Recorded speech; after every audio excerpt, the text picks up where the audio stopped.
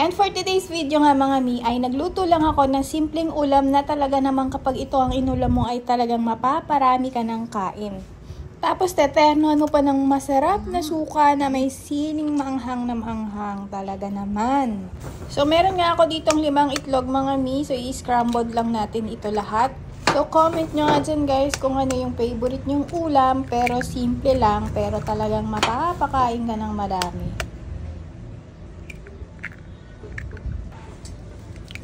Bali, ang nilagay ko lang na pampalasa dito mga mi ay asin lang.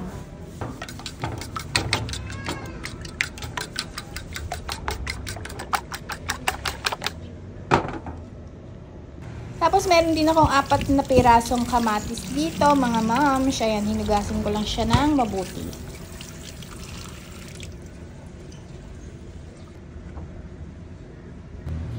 So, i-slice ko lang siya mga minang maliliit. Kaya bahala kayo kung anong prepared nyo na gano'ng kalaking slice ang gusto nyo.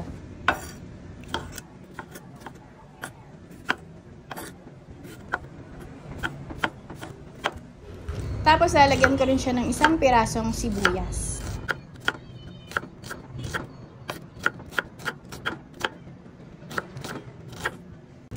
At ito na nga tayo sa paggigisa.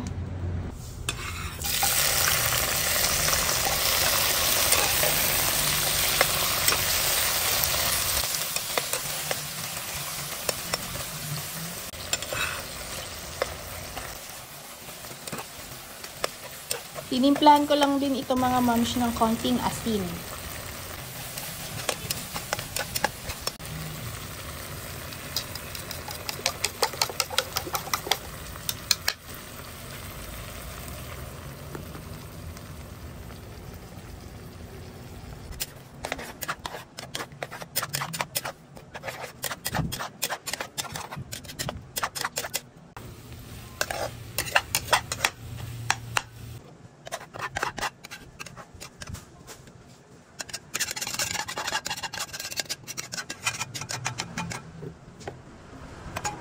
So, syempre, masarap na ka-partner ng itlog ay pritong dilis.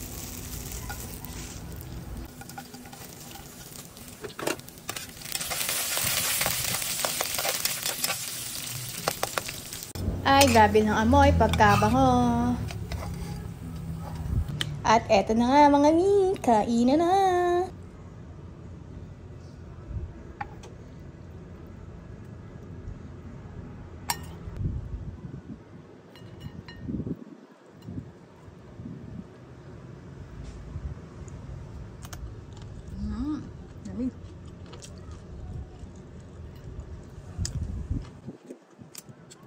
Ang dami niya.